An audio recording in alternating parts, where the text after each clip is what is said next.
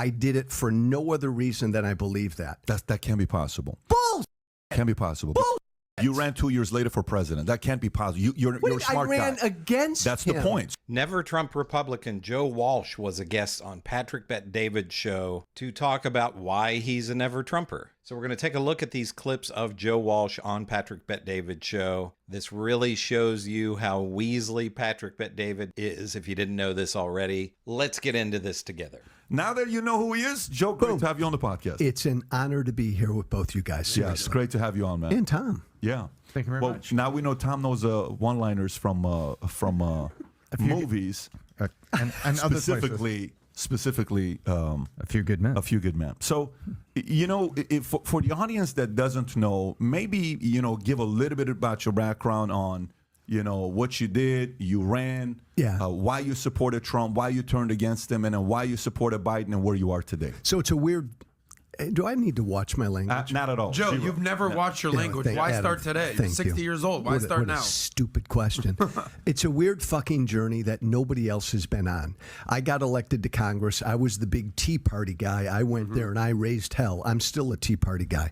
I left Congress. I got booted out of Congress. I voted for Trump in 2016 because I knew why people in this country were pissed off, because both parties suck. Our politics is broken. Government's too fucking big. So I understood why Trump got elected, right? And I voted for him because of that. His people were my people. He gets elected. I start to pay attention to him, and I realize he's an utterly corrupt, criminal, horrible human being.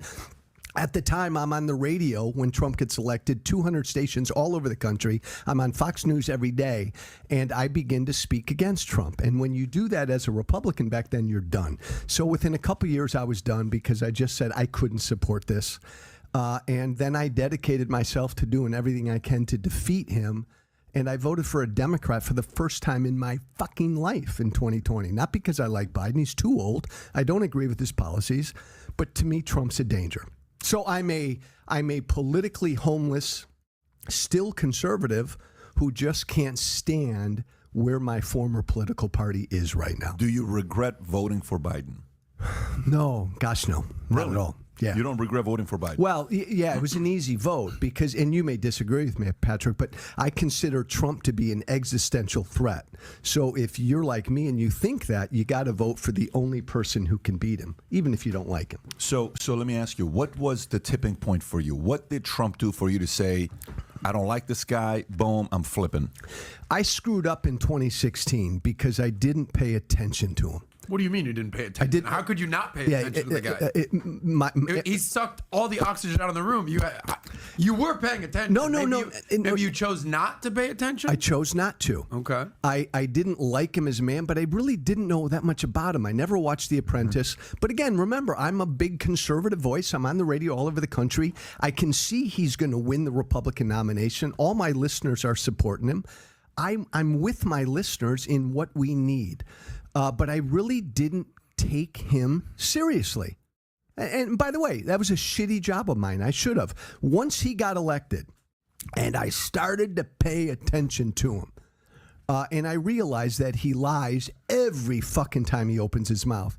And it to me, it didn't seem like he had the interest of the country he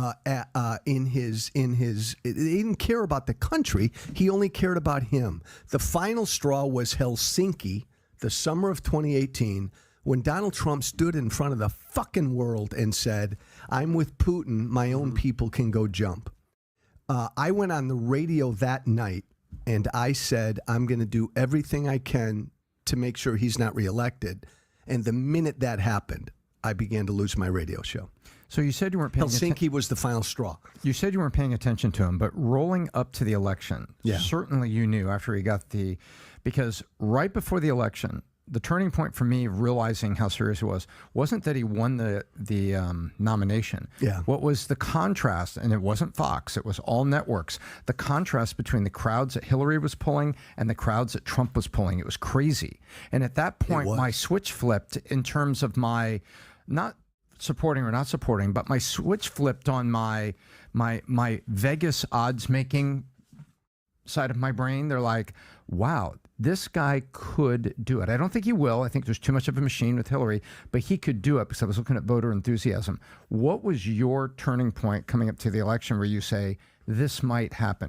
When you say you weren't paying attention to him. And again, it's all relative. Like, I didn't pay a lot of attention to specifically him. Obviously, I'm a major political figure at the time, so I'm paying attention to the fucking race.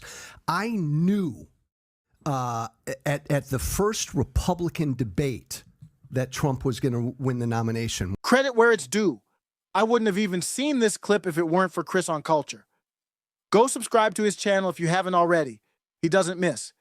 He just resurfaced an interview from 2 years ago, one that most people probably forgot, but it aged like spoiled wine. Back in 2022, Patrick Bet David brought Joe Walsh on his show for what was framed as a discussion but really turned out to be a slow-motion confession. Chris on Culture clipped it, dropped it in 2025, and it's more revealing now than it was back then. What started as a polite back and forth turned into a full-blown political exorcism. And if you're paying attention, you realize something. This isn't just about Trump. It's about what happens to a man when he builds a public identity on outrage, then spends the rest of his life begging to be liked by the very people he once claimed to fight. Joe Walsh voted for Joe Biden in 2020, and he's proud of it. Not a moment of regret, not a flicker of doubt. He said it on air in 2022 with the same dull confidence as a man reading off a CVS receipt. This is years into the Biden presidency. After the lockdowns, after the censorship portals, after the Afghanistan collapse, after the geriatric breakdowns caught on camera and brushed off by the entire press. And Joe Walsh looked into that camera and said, no, I don't regret it. That wasn't courage. That wasn't principle. That was brand maintenance. There's nothing tragic about Joe Walsh. He's not a fallen hero. He's not a cautionary tale. He's just a thing, a textbook, a fill-in-the-blank political career arc that never had a spine to begin with. He didn't fall. He slid. And now he stands in the ash heap of his own integrity, calling himself a principled conservative who's politically homeless, like he didn't walk out of his own house and sell the deed to MSNBC. In 2010, the Tea Party was hot. So Joe was Tea Party. He shouted about the Constitution, the debt, big government, because that was the product. He sold it well. He sounded real. For 5 seconds, he might have even believed it. And then Trump showed up. Trump channeled the rage that Joe used to tap into. And Joe voted for him in 2016 because, in his own words, his people were my people. There was no confusion in that, no regret. He saw a populist wave and jumped on until it got uncomfortable because Joe didn't have a crisis of conscience. He had a career panic attack.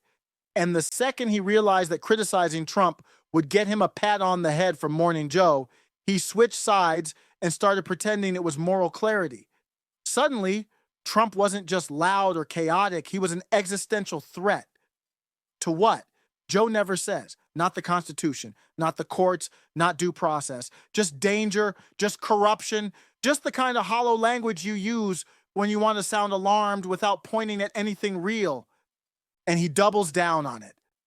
Right there in the clip, Patrick Bet David asks him directly, "Do you regret voting for Biden?" Joe answers, "No, not at all." He says it twice, then says, "It was an easy vote."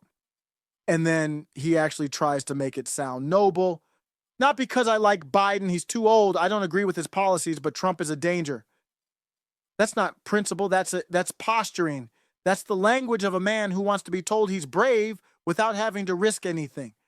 Joe Walsh's concerns have proven to have merit, but he isn't consistent and he isn't specific. And that's the difference. When I criticize Trump, it's about court orders. It's about deporting a man in direct defiance of a federal ruling. It's about Kilmar Abrego Garcia, picked up by DHS, thrown on a plane, and dumped in El Salvador after a judge said that was illegal. No motion to reopen, no third country secured, just raw executive power. That's impeachable. That's disgraceful. That's the kind of thing a real Tea Party conservative would tear down a presidency over. But Joe doesn't care about that. Joe cares about emotions. Supporting Biden in 2020 is equally as cringe as supporting Trump in 2025. He cares about whether Trump sounds scary to the people Joe wants to sit next to at dinner. He doesn't oppose tyranny. He opposes being yelled at by someone who doesn't wear a tie. The real danger isn't executive abuse. It's rudeness. He wants you to believe he's the same man. Still the Tea Party guy, still the liberty preacher, still standing on principle, but you don't go from "don't tread on me" to "yes, please, Joe Biden," without either losing your mind or finally telling the truth about who you always were. And if you really were about liberty, there were a dozen better off-ramps, Dave Smith, Clint Russell, but Joe didn't go looking for liberty. He went looking for comfort. That's what Biden represented. Predictability, media favor, controlled opposition. Joe says he's politically homeless. No, he's not. He's the lobbyist who locked himself out and forgot he gave the keys to CNN. He didn't just betray his movement, he baptized the regime. He helped put a senile puppet in office, someone he admitted was too old and didn't align with his views, then turned around and called it necessary. And he still doesn't regret it. He's not resisting power. He's laundering it. And he's doing it with the language of principle, as if that's enough to erase the consequences. He speaks like a prophet. He functions like a PR agent. He says Trump is dangerous. But Biden turned the FBI loose on parents, froze bank accounts in Canada, paid for hormone mutilation with your tax dollars, and set up digital censorship pipelines with Silicon Valley. That's not theoretical. That's not a bad vibe. That's power. And Joe clapped for it. Because it was polite. Because it didn't wear a red hat. Joe Walsh didn't walk away from Trump. He ran into the arms of the very system he once claimed to fight. He wrapped himself in the language of liberty, burned it to keep warm, and now sells the ashes to MSNBC with a smirk. He didn't just turn on Trump, he turned on himself. This isn't resistance. This isn't integrity. This isn't conviction. This is what cowardice looks like when it puts on a tie and tries to act like it's still holding the line. Joe Walsh didn't sell his soul. That would require him to have had one to sell.